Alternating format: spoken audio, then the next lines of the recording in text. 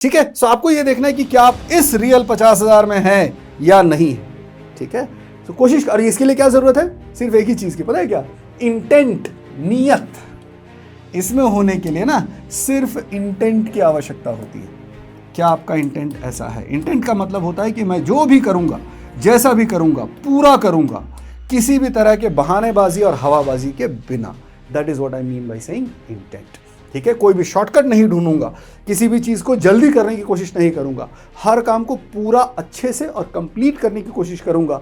उस 3 लाख लोगों में से मैं आपको बता रहा हूं कि इसमें से 2.5 लाख लोग वही होते हैं, कौन से, हवाबाजी वाले, जिनको उम्मीद रहती है इस दुनिया से, जिंदगी से, लाइफ से, खुद से, लोगों से, कि हमको सब कुछ मिलना चाहिए, और जब काम करने की बात आती है तो वो काम चोर निकलते हैं पूरे के पूरे। ठीक है, सो प्लीज अंडरस्टैंड दैट आप किस कैटेगरी में हैं, आप इसमें हैं या जो रियल कंपटीशन है 50,000 आप उसमें हैं। तो उससे क्या होता है कि फिर आपके लिए कंपटीशन थोड़ा आसान हो जाएगा, क्योंकि अगर आप ईमानदार हैं, बहुत क्लियर है, मैं ईमानदार लोगों से ही बात करना चाहता हूँ, प्लेन एंड सिंपल। बाकी कुछ भी बोल के चले जाते हैं कि अरे ये कर लो इससे आपका IIM में हो जाएगा, ये कर लो इससे आपका 99, हलवा है क्या, मजाक है क्या? What do you understand by 99 percentile? 99 percentile का मतलब होता है क्या? इसका मतलब होता है 1% टॉपर्स। 3 लाख में से 3,000 लोग। कभी देखा है कि आराम आराम से किसी ने कुछ किया हो और अचानक से उसको सब कुछ मिलते चले जाए? ऐसा पॉसिबल है क्या? नहीं पॉसिबल है। ठीक है, तो आप इन बातों का ध्यान रखें, खूब मेहनत करें, अपनी एबिलिटीज बढ़ाने पे ही काम करें, बहानेबाजी ना करें। आपके कमजोर होने से बाकी लोग कम काम करेंगे ताकि आपका सिलेक्शन हो जाए। I mean that would be really nonsense, है ना? तो ये चीज ध्यान रखें, बड़ी मेहनत करें, खूब मेहनत करें, work really really really hard. ठीक है ना? तब जाके जो है मामला कुछ अच्छा बनने की उम्मीद होती है। गारंटी तो तब होती है ना जब आप काम कम करें, तो गारंटी है कि आपका कुछ नहीं होगा।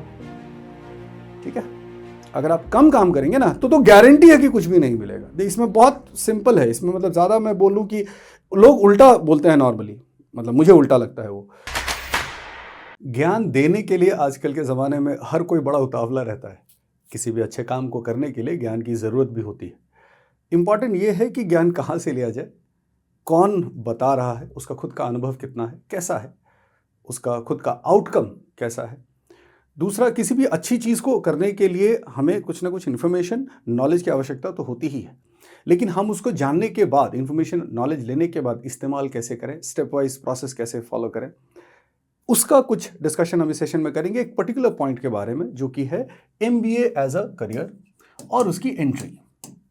सो स्पेसिफिकली इस वीडियो के अंदर we are going to talk about the entry procedure of MBA and the preparation part, entry and preparation. ठीक है, ओके। सो मेरा नाम है Rajkumar Jha, I work for iQuanta, I teach quantitative ability and DILR।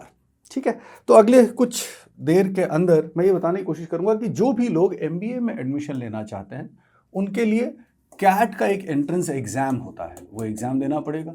उस exam के बारे में सारी चीज़ें, कब होता है, उसके अंदर क्या क्या चीज़ें पूछी जाती हैं, उसकी तैयारी कैसे करनी है, उसका स्टेप वाइज प्रोसेस क्या होना चाहिए, वो हम बहुत ही पॉइंटेड वे में डिस्कशन करेंगे। पॉइंटेड वे में मैं शेयर करने की कोशिश करूंगा। ज्ञान बहुत सारा ऑलरेडी अवेलेबल है, बहुत सारे लोग वीडियोस बना के या बाकी सारे तरीके से उस चीज़ को प्रोवाइड करते हैं। मैं यहाँ पे ये कोशिश करूंगा कि एग्जैक्ट क्या काम करने की आवश्यकता है, ठीक है, बिना किसी हवाबाजी के, exact what work has to be done in practical, which is possible practically, and that has to be done, there is no choice for it.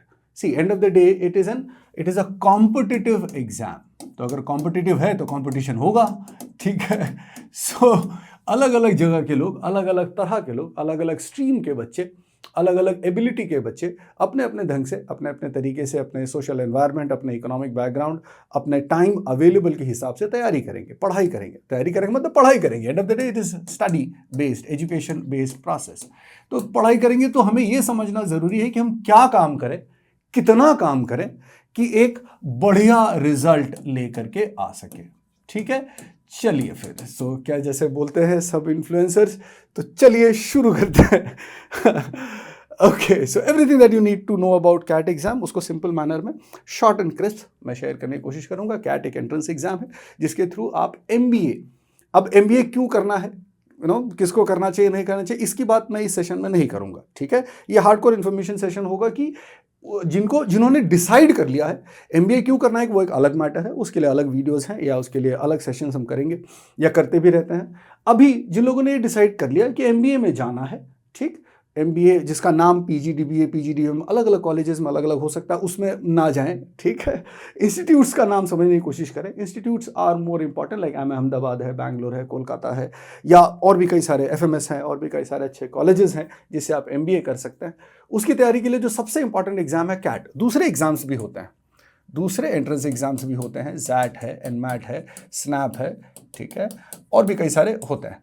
But जो मेन प्राइमरीली जो सिलेबस होता है मोर और लेस, जो सबका मदर सिलेबस है, वो है कैट, ठीक है। तो हम कैट की बात करेंगे तो बाकी सारे एग्जाम्स एक भी छूटेगा नहीं, सारे एग्जाम्स जिसके अंदर उसका जो कंटेंट है, उसका जो चीज़ें एग्जाम में पूछी जाती हैं, उसकी तैयारी कैसे करनी है, वो सब इसमें कवर होगा। ऑल राइट, सो कैट के बारे में इंपॉर्टेंट इंफॉर्मेशन। ये सेशन उन बच्चों के लिए थोड़ा सा ज़्यादा इंपॉर्टेंट है जो लोग कैट 2027 देना चाहते हैं, ठीक है। कौन दे सकता है कैट 2027 का जो एग्जाम है, वो कौन दे सकता है, हु इज एलिजिबल? जो भी बच्चे अपना ग्रेजुएशन, अब वो ग्रेजुएशन 3 साल का हो या 4 साल का हो, उससे फर्क नहीं पड़ता, जो भी बच्चे अपना ग्रेजुएशन जून 2028, प्लीज मार्क करें इसको बहुत क्लियरली, जिन भी बच्चों का ग्रेजुएशन जून 2028 में कंप्लीट हो रहा है या उससे पहले कंप्लीट हो चुका है, मैं एक बार रिपीट कर देता हूं, जिन भी बच्चों का ग्रेजुएशन, चाहे वो 3 साल का हो चाहे वो 4 साल का हो, 2028 जून में अगर आपका ग्रेजुएशन कंप्लीट हो रहा है या उससे पहले हो चुका है, 2027 में हो चुका है, 26 में हो चुका है, कभी भी, ठीक, आप कैट 2027 का एग्जाम दे सकते हो।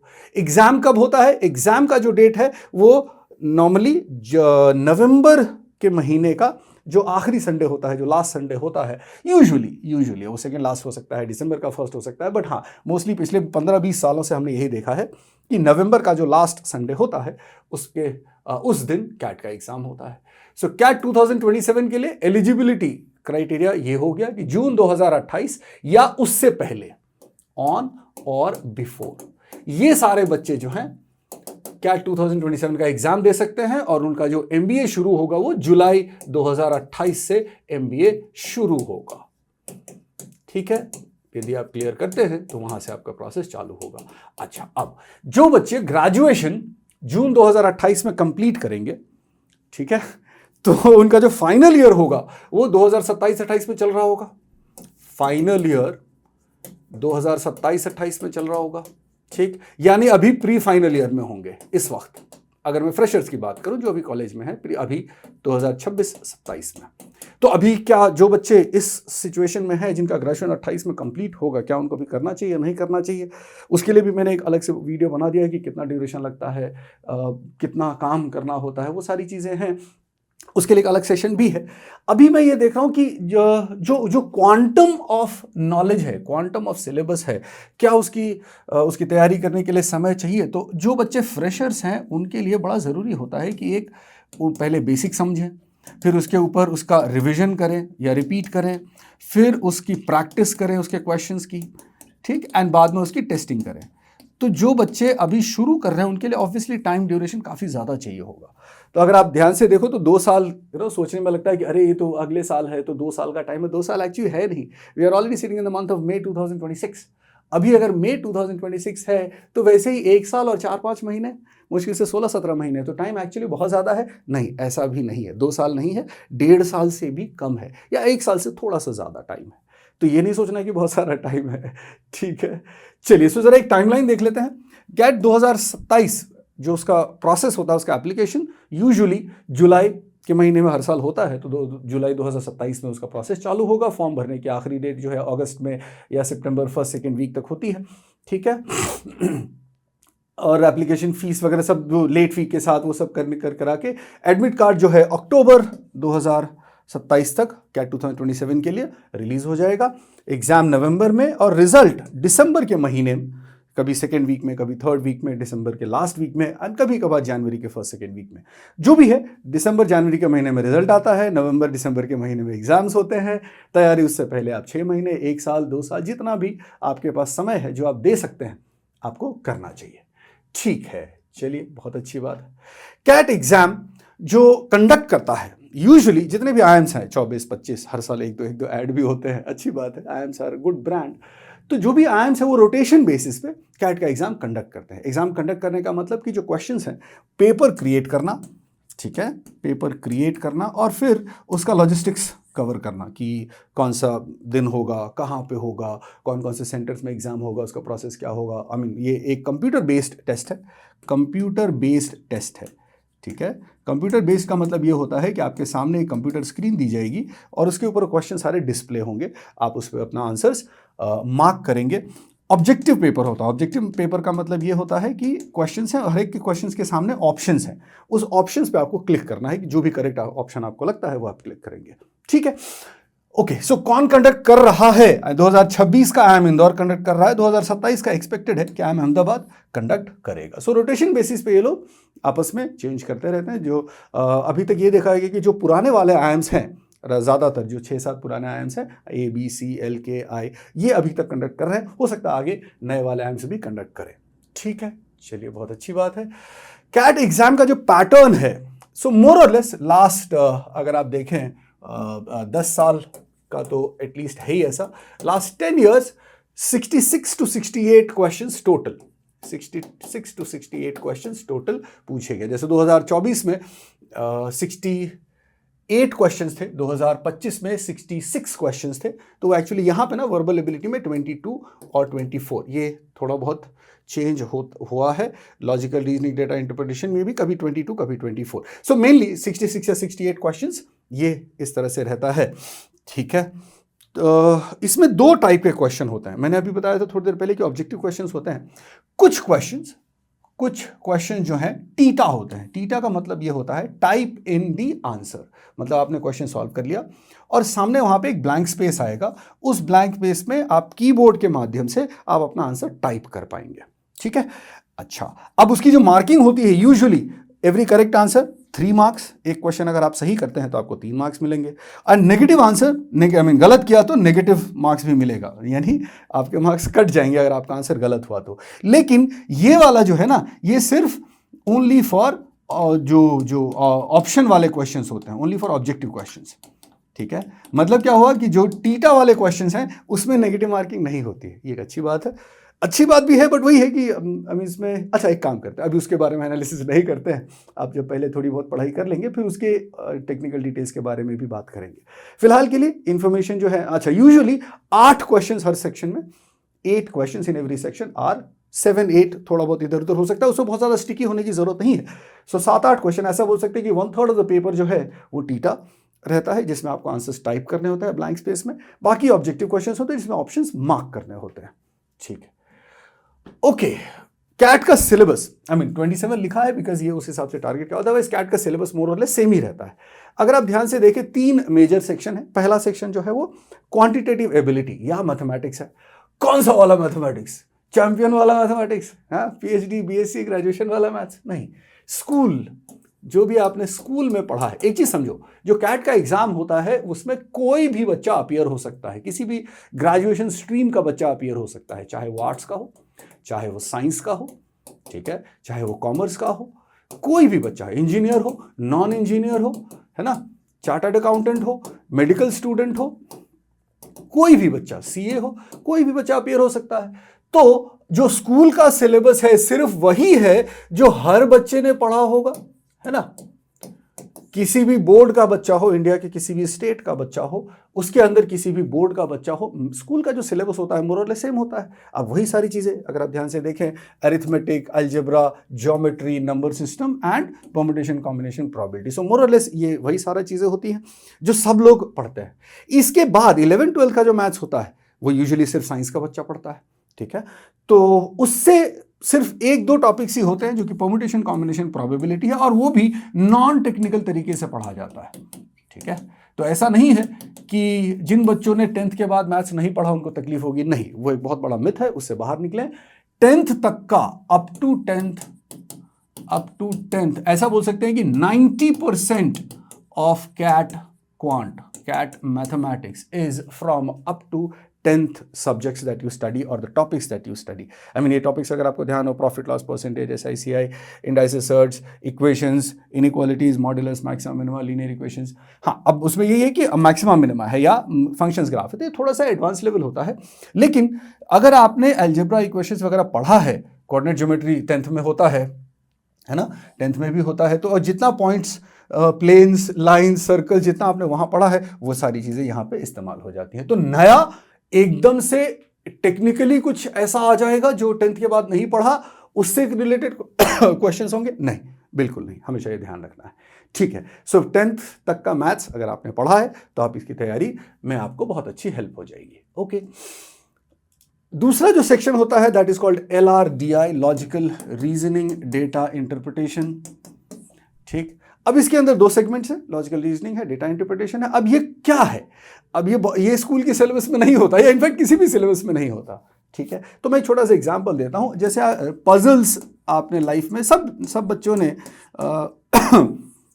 पजल्स कहीं ना कहीं देखा होता है, किसी एक कॉम्पिटिशन के लिए या किसी नवोदय, सैनिक स्कूल, इस तरह के एग्जाम्स की तैयारी के लिए। हाँ, यहाँ पे फिर रिडल्स या फिर न्यूज़पेपर में, मैगजीन्स में ऐसे कई सारे पजल्स, रिडल्स होते हैं।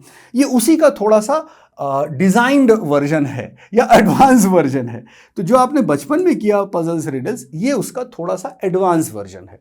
अब उसमें कैसे होता है, कुछ ग्राफ बेस्ड सिचुएशंस होते हैं कि कोई डेटा, जैसे अपने 10th क्लास में इस तरह का बार चार्ट, पाई चार्ट या लाइन ग्राफ, इस तरह की चीज़ें आपने देखी हैं, वो स्कूल के सिलेबस का हिस्सा है। The data presentation is a part of school syllabus. ठीक है, ये कोई डिनाई नहीं कर सकता, है ना। तो data presentation and just basic understanding, वहां पे उतने डिफिकल्ट क्वेश्चंस आपने नहीं किए होंगे जैसे कैट में पूछे जाते हैं, बट उसका इंट्रोडक्शन 10th में हो चुका है, उसी का एडवांस वर्जन है। तो ऑब्वियसली आप उतने बड़े तो है नहीं ना जितने 10th में थे, अब आप उससे 1-2 साल बड़े हैं, 3 साल बड़े हैं, तो अब आप उन चीज़ों को समझ सकते हैं और उससे रिलेटेड क्वेश्चंस कर सकते हैं। क्वेश्चंस कैसे होते हैं? क्वेश्चन तो वैसे ही होंगे ना, न्यूमेरिक, जैसे क्वांट में क्वेश्चंस होते हैं, आधे क्वेश्चंस DILR में वैसे ही होंगे कि इसका कितना ग्रोथ हुआ, कितना परसेंटेज है, किसने कितना, value related. So value based question, numerical मतलब वैल्यू बेस्ड क्वेश्चन। ठीक है, एक पार्ट तो ये हो गया। और जो दूसरा पार्ट है लॉजिकल रीजनिंग, नाम ही है लॉजिकल रीजनिंग, वही पजल्स, रिडल्स। हाँ, उसमें थोड़ा सा जो देखिए क्या होता है ना कि आप बड़े हो गए हैं, अब MBA करेंगे, उसके बाद आप कंपनीज मैनेज करेंगे, लोगों को मैनेज करेंगे। So situations analysis, problem solving, logic क्या है इसके पीछे? प्रॉब्लम सॉल्विंग एटीट्यूड चेक करना चाहते हैं। सो आप कितने इफेक्टिव तरीके से, कितने एफिशिएंट तरीके से प्रॉब्लम्स को हैंडल कर सकते हैं, सॉल्व करें, उसकी टेस्टिंग के लिए सेक्शन बनाया गया है। अब उसमें अलग अलग टॉपिक्स हैं, जैसे लीनियर अरेंजमेंट, बड़ा आसान सा टॉपिक है ना, सिलेक्शन है, बाइनरी लॉजिक है, डिस्ट्रीब्यूशन है, गेम्स, टूर्नामेंट्स। थोड़ा डरावना लगता है इनिशियली, लेकिन जब आप उसके कोर बेसिक्स को समझ लेते हैं तो वो भी काफ़ी आसान हो जाता है। राउट्स नेटवर्क बड़ा इंटरेस्टिंग सा, थोड़ा सा ग्राफिक है, थोड़ा सा लॉजिक है। तो ये सारे उसके अंदर टॉपिक्स है। वेन डायग्राम तो हार्डकोर मैथ्स का ही टॉपिक है, वेन डायग्राम मतलब सेट थ्योरी। ठीक, तो ये इसका सिलेबस हो गया। बाकी डेटा इंटरप्रिटेशन के अंदर जो मैं ऑलरेडी बताया, टेबल्स, ग्राफ्स और ये सारी चीजें। तो अब इसमें तकलीफ ये होती है कि ये रेगुलर बेसिस पे किसी ने पढ़ा नहीं होता, है ना। जैसे क्वांट के अंदर, मैथ्स के अंदर, तो ये तो रेगुलर स्कूल के सिलेबस का हिस्सा था, तो इसमें कोई ज्यादा प्रॉब्लम एज सच कैसे बोलेंगे, सरप्राइजिंग फैक्टर नहीं है। इसमें कई बार थोड़ा सा सरप्राइजिंग हो सकता है क्योंकि इसकी रेगुलर प्रैक्टिस नहीं होती। इसमें थोड़ा सा ऑब्वियसली आपको एक्स्ट्रा वर्क करना पड़ेगा so that you become a little better in this. चलिए, तीसरा जो सेक्शन है that is verbal ability and reading comprehension, basically अंग्रेजी, है ना, इंग्लिश का टेस्ट है भैया। ठीक है, अब इंग्लिश के अंदर क्या क्या चीजें होती हैं, सब टेक्निकल टर्म्स लगा दो, ये कर दो, critical reasoning, para completion, para jumbles, ऐसा वैसा, बहुत सारी चीजें। ओ भाई, सबसे पहले वोकैबुलरी अच्छी होनी चाहिए। कैसे अच्छी होगी? पूरी जिंदगी लग जाएगी आपकी, करते रहो। ठीक है, वोकैबुलरी इज नॉट अ पहाड़ा टेबल, जैसे हम 2 का, 3 का, 8 का, 10 का, 12 का, 18 का याद कर लेते हैं। The purpose of vocabulary is exactly same. Vocabulary in English is exactly same as tables and पहाड़ा in quantitative ability. ठीक, लेकिन टेबल्स में क्या होता है, लिमिटेशन है। 20 तक का टेबल याद कर लो, 25 तक का टेबल याद कर लो। So there is a clear definition. Vocabulary में कोई डेफिनेशन नहीं है, लिमिटेशन नहीं है। आप करते जाइए, जितना ज़्यादा करेंगे उतना फ़ायदा होगा। कॉम्प्रीहेंशन, कोई भी सेंटेंस, कोई भी पैराग्राफ, कोई भी शॉर्ट स्टोरी पढ़ के आपको उसके अंदर क्या समझ आता है। अब ये एक रेगुलर प्रैक्टिस की बात है, ठीक है। तो अगर आपने इंटेंशनली अगर आपने अभी तक नहीं किया है तो इसके ऊपर ऑब्वियसली आपको एक्स्ट्रा वर्क करना पड़ेगा, सीधी सी बात है भाई। अच्छा, जिन लोगों ने 10th पास किया है, जिन लोगों ने स्कूल कंप्लीट किया है, ऑब्वियसली इंग्लिश के सेक्शन में आपने रीडिंग कॉम्प्रिहेंशन तो किया ही होगा। Every syllabus, every board in India और in fact in the world also, in 10th standard in school there are chapters, there are tests, there are exams which tests you on the basis of your ability to comprehend a story or a passage or analysis, and then there are questions asked. तो वही चीज़ है, लेकिन उसका थोड़ा सा तो advance version होगा ना, बिकॉज हम यहाँ पे किस चीज़ की टेस्टिंग हो रही है? उन लोगों की जो ग्रेजुएशन कर चुके हैं, उन लोगों की जो आगे चल के किसी कंपनी में, किसी जगह पे खुद का या किसी और का बड़े सिचुएशंस को हैंडल करेंगे, तो उनकी एबिलिटी को टेस्टिंग करने के लिए ये सेक्शन है, ठीक। तो English obviously test of English अभी तक नहीं किया है तो थोड़ा सा ज़्यादा उसके ऊपर काम करना पड़ेगा। इसको करने का एक बहुत 3 रूल्स हैं इसके लिए। पहला रूल है रीडिंग, दूसरा है रीडिंग, तीसरा है रीडिंग, 5वां है रीडिंग, 18वां है रीडिंग। ज़्यादा से ज़्यादा रीड करें, पॉइंट आउट करते रहें, वोकैबुलरी पे ध्यान दें, right. If you are not aware about the meaning of a word at then and there, आजकल तो मोबाइल में डिक्शनरी अवेलेबल होता है, उसके यूजेज आप चेक कर सकते हो, किसी वर्ड का ओरिजिन क्या है, उसका इस्तेमाल किस तरीके से हो सकता है, वो वर्ब है या एडजेक्टिव है या एडवर्ब है, या हम उसको बोलने में उसके मीनिंग कैसे बदल सकते हैं अलग अलग सिचुएशंस में, वो सारी चीज़ें आपके पास मोबाइल फ़ोन में अवेलेबल है।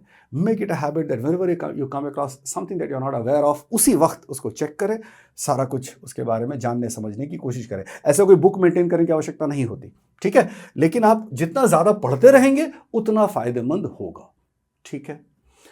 ओके, अब स्कोर वर्सेस परसेंटाइल की, भाई कितना परसेंटाइल, कितना स्कोर चाहिए ना। नॉर्मली आईएम्स में एडमिशन के लिए यूजुअली अलग अलग कैटेगरीज और उस सब की बात नहीं करेंगे फिलहाल। आईएम्स में मोटा मोटा जो है 99+ परसेंटाइल पे you can get a call, ठीक है। कैन गेट अ कॉल मतलब आपको इंटरव्यू के लिए बुलाया जाएगा। सो 2 प्रोसेसेस हैं, 2 पार्ट्स हैं किसी भी MBA एडमिशन के लिए, मोस्टली 2 ही पार्ट्स हैं। One is written test, once you clear the written test, clear का मतलब ये होता है that certain number of people would get above certain percentile and they'll be called for interview, कि एक certain percentile के ऊपर जितने लोग आए उनको वो तो कॉलेज या इंस्टीट्यूट डिसाइड करेगा कि उनको हम इंटरव्यू के लिए बुलाएंगे। फिर ग्रुप डिस्कशन, इंटरव्यू या कुछ और 1-2 अलग अलग प्रकार के स्पेसिफिक टेस्ट हो सकते हैं, ऐसे राइटिंग और ये सब जो भी है, उसको हम बेसिकली आप ऐसा बोल सकते हो कि written test round and personality test round, ऐसा 2 पार्ट्स हैं। पहला जो है वो रिटन टेस्ट राउंड है, उसमें सबसे प्राइमरी एग्जाम है, कैट का एग्जाम है। आईएम्स और अच्छे इंस्टीट्यूट्स के लिए 99+ परसेंटाइल हमें चाहिए होता है, ठीक है। अच्छा, अभी अगर आप यहां पे देखो तो इसमें कितना 22, 23, 24, 25 4 साल का डेटा डाला हुआ है। Maximum marks that you would require to get these percentiles. For example, जैसे मैं एक चीज आपको दिखाने की कोशिश करता हूं, CAT 23 supposedly one of the most difficult CAT papers, ठीक है। ये मतलब काफ़ी एस्टैब्लिश्ड फैक्ट है कि सडनली ना कैट 2023 बड़ा डिफिकल्ट आ गया था। CAT 2023 one of the most easy paper, 2024 sorry, one of the most easy paper. 2025 जो था वो मॉडरेट था, वो बीच में था, ना ही 24 की तरह बहुत आसान और ना ही 23 की तरह बहुत डिफिकल्ट। अब वो चीज़ अगर आपको स्कोर में देखोगे ना तो आपको दिखाई देगी। फॉर एग्जाम्पल 99 परसेंटाइल के लिए, for 99 percentile if you see, CAT 23 was one of the most difficult, so 76 marks ही चाहिए थे। टोटल मार्क्स अवेलेबल मोर और लेस सेम ही है, ठीक है। बट कैट 24 96 मार्क्स, कितना फर्क है। पेपर थोड़ा सा आसान हो गया तो मार्क्स रिक्वायरमेंट बढ़ गया। ऑफकोर्स अगर पेपर इजी होगा तो हर कोई करके आएगा, है ना, तो हर कोई मार्क्स स्कोर करके आएगा, राइट। हाँ, लेकिन कैट 2025 में वापस से 84 पे आ गया, तो ये बीच में कहीं पे आ गया। ऐसे ही आप बाकी सारे परसेंटाइज के लिए भी देख सकते हो। अच्छा, एक और बात, 84 मार्क्स है, इसका मतलब 28 क्वेश्चंस, कितने में से 66 क्वेश्चंस में से। सो 66 में से 28 क्वेश्चन मतलब 9 to 10 questions in each section. अगर आप इतना सही कर लेते हो तो आपका 99 परसेंटाइल एंड कॉल आने की उम्मीद, होप बढ़ जाता है। ऐसे ही लगभग हर बार है। हाँ, कैट 2023 में 76 मार्क्स, इसका मतलब 26 क्वेश्चंस, यानी अगर आप 9 क्वेश्चंस, वही सेम ही है, 9 क्वेश्चंस इन ईच सेक्शन अगर आप करते हैं तो यहाँ पे पॉसिबिलिटी बढ़ गई थी। एंड कैट 2024 में देखो ये ज़्यादा है, 32 क्वेश्चंस। 32 क्वेश्चंस का मतलब हो गया 11 क्वेश्चंस पर सेक्शन, राइट। ऑब्वियसली वो पेपर थोड़ा सा जो है आसान था। ओके, अब पेपर आसान होगा डिफिकल्ट होगा ये सब ना बकवास बात है, इस सब में नहीं जाना चाहिए डिस्कशन में कभी भी। लोग बड़ा गेस वर्क करने की कोशिश करते हैं। ओ भाई please understand that they want to select best of the people, those people who are not worried about कि कैसा पेपर आएगा, मैं तैयार होके जाऊंगा, ठीक है ना। उनको कॉन्फिडेंट लोग चाहिए, उनको अच्छे लोग चाहिए भाई, workable, working, good working people.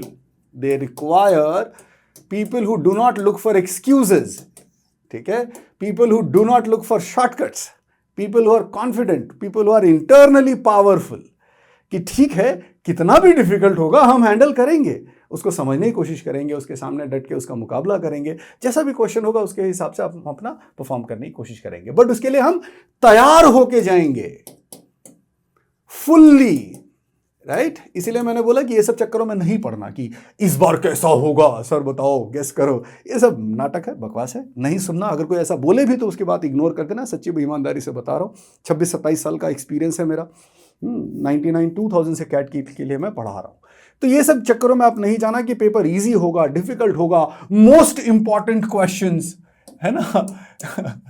इसमें कोई मोस्ट इंपॉर्टेंट नहीं होता है, ठीक है, ये सब छलावा है। Okay, so most important questions, ये सब चक्करों में नहीं पड़ना, राइट। फिर क्या बोलते हैं कि गेस वर्क, भाई 10,000 करोड़ की कंपनी का जो मैनेजर होगा वो गेस वर्क पे काम नहीं कर सकता। जो बंदा 100 सबॉर्डिनेट्स या 500 सबॉर्डिनेट्स को हैंडल करेगा वो गेस वर्क पे काम नहीं कर सकता, है ना। So please understand these things. आप एमबीए करने के बाद क्या करने वाले हो। तो अगर आप उस तरह की बड़ी चीज़ें हैंडल करने वाले हो जहाँ पर रिस्पॉन्सिबिलिटी फैक्टर बहुत ज़्यादा होता है, रिस्क फैक्टर बहुत ज़्यादा होता है, बहुत सारी चीज़ें स्टेक पे होती हैं, फाइनेंशियली, इमोशनली, अदरवाइज, तो वहाँ पे मतलब आप खुद ही सोचना और समझने की कोशिश करना, यार आप घर में किसी को काम पे रखते हो, कितने सवाल करते हो कि उसकी एबिलिटी क्या क्या होनी चाहिए और उसकी सेंसिबिलिटी क्या होनी चाहिए, है ना। सेंसिबिलिटी किसी भी प्रकार की कैसी होनी चाहिए, इसके बारे में समझना। और कि आप एक माली गार्डनर का काम करने के लिए, ड्राइविंग करने के लिए, हाउस हेल्प के लिए किसी को रखते हो तो आप उससे क्या क्या सेंसिबिलिटी एक्सपेक्ट करते हो। और जब आप किसी कंपनी के अंदर, ऑर्गेनाइजेशन के अंदर, किसी एंटरप्राइज के अंदर आप कुछ मैनेज करोगे तो सेंसिबिलिटी क्या क्या होनी चाहिए। Please always try to see that, ठीक है ना। तो गेसवर्क वाले लोग नहीं चाहिए, आधे अधूरे काम करने वाले लोग नहीं चाहिए। जो लोग सिर्फ मोस्ट इंपॉर्टेंट क्वेश्चंस काम करके एग्जाम देने की प्रैक्टिस करना चाहते हैं, या उन जिनका इंटेंशन ऐसा होता है कि थोड़ा बहुत कुछ काम कर ले और मेरा बड़ा रिजल्ट आ जाए, उन लोगों की कोई जगह नहीं है यहाँ पे, ठीक है। बहुत ब्लंट, प्लेन एंड सिंपल। हवाबाजी करने वाले लोगों की कोई ज़रूरत नहीं है। वो ऐसे कैसे बोलते हैं ना कि फूंक मार के उड़ा दिए जाएंगे। Please understand that there are 3 lakh people who are going to appear in CAT. अब ये डराने के लिए नहीं बता रहा हूँ, समझने की बात है। उस 3 लाख लोगों में से मैं आपको बता रहा हूँ कि इसमें से 2.5 लाख लोग वही होते हैं, कौन से, हवाबाजी वाले, जिनको उम्मीद रहती है इस दुनिया से, जिंदगी से, लाइफ से, खुद से, लोगों से कि हमको सब कुछ मिलना चाहिए, और जब काम करने की बात आती है तो वो काम चोर निकलते हैं पूरे के पूरे, ठीक है। सो प्लीज अंडरस्टैंड दैट आप किस कैटेगरी में हैं, आप इसमें हैं या जो रियल कंपटीशन है 50,000 आप उसमें हैं।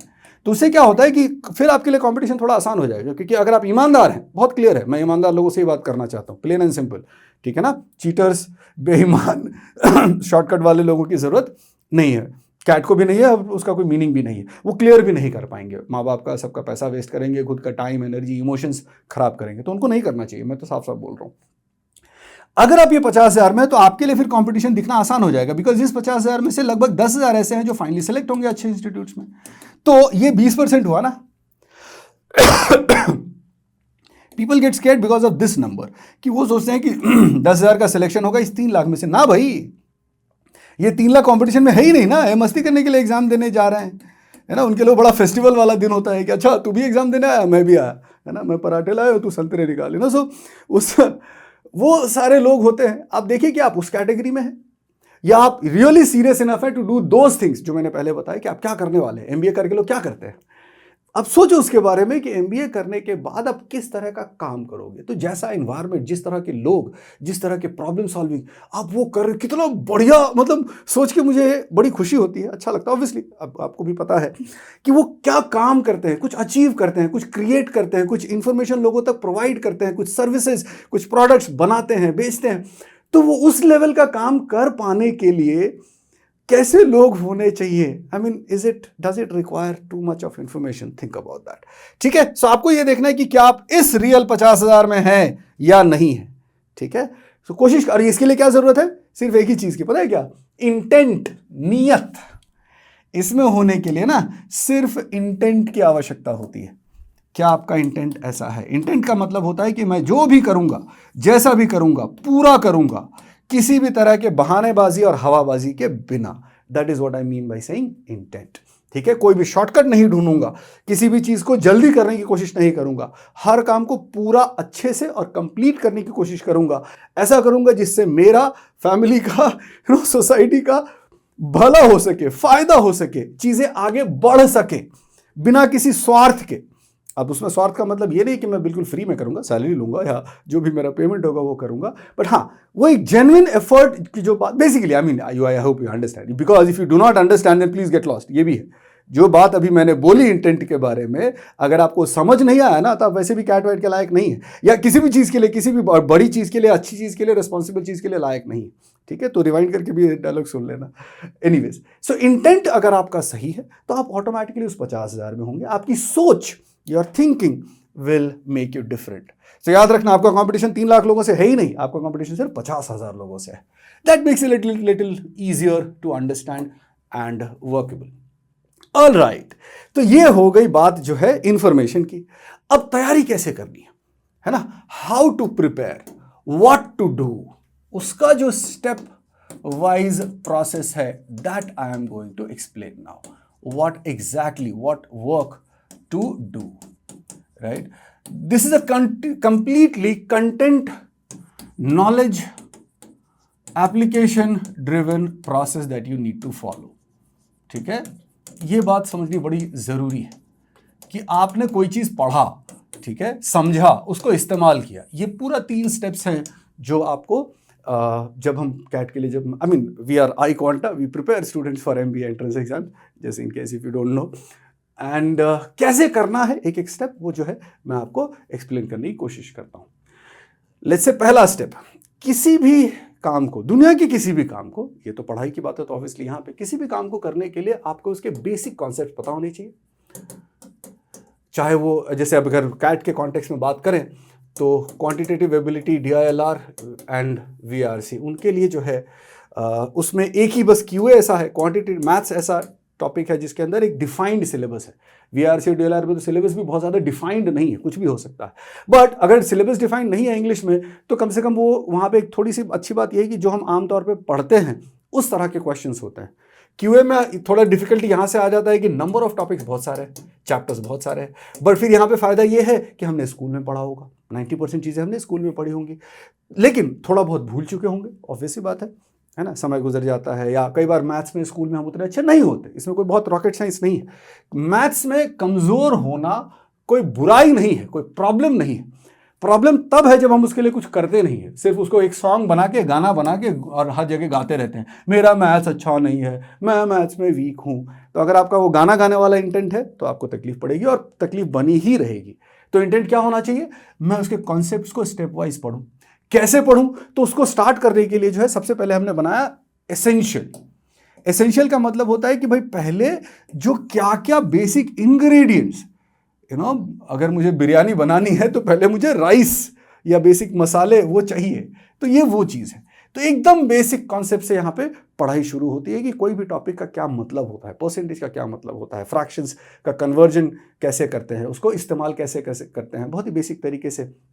टाइम स्पीड डिस्टेंस में डिस्टेंस कैलकुलेट करना है तो स्पीड इनटू टाइम, तो वो डेली लाइफ वाली चीज़ें। इंग्लिश के अंदर ग्रामर से रिलेटेड क्वेश्चंस या वोकैबुलरी में कैसे रूट्स को आइडेंटिफाई करते हैं। सो किसी भी चीज़ का, आई मीन तीनों ही सेक्शन में जो बेसिक रूट वर्क है ना, वहाँ से शुरू करते हैं, राइट। अच्छा, कुछ बच्चों को इसकी जरूरत नहीं होगी, those who have been good in their studies in school and college, उनको इसकी जरूरत नहीं होगी, अच्छी बात है। बट ज्यादातर लोगों को जरूरत होती है, ये मैं जानता हूं, ये मैं आपको बता रहा हूं, ठीक है। So there is no harm, even if you are ready, there is no harm in going through this. So this is the first work that you do with us, कि एसेंशियल्स पूरा कंप्लीट करते हैं। इसमें recorded sessions होते हैं, live sessions होते हैं, ठीक है।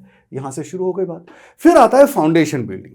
अब हमने ये देख लिया कि मैथ्स के अंदर कौन कौन से टॉपिक्स हैं जो हमको बेसिक्स आने चाहिए, उसका डिस्कशन हो गया, या उसका एक लर्निंग हो गई। एलआरडीआई के अंदर कहाँ से शुरुआत करें, रीडिंग। आपने देखो रीड इन्फॉर्मेशन मेरा ये है कि डीआई पढ़ने के लिए या एलआर करने के लिए सबसे पहले तो जो भी पैसेज या पैराग्राफ दिया है वो 2 बार पढ़ना होता है, फिर उसको सॉल्व करना होता है। लेकिन वही चीज़ इंग्लिश में 2 बार पढ़ने जाएंगे तो टाइम ही खत्म हो जाएगा, क्योंकि क्वेश्चंस भी देखने होते हैं और उसमें कई बार पैसेजेस लंबे होते हैं। तो उसका टेक्निक या प्रोसेस जो है, स्टार्ट का जो प्रोसेस है वो किस तरह से होना चाहिए।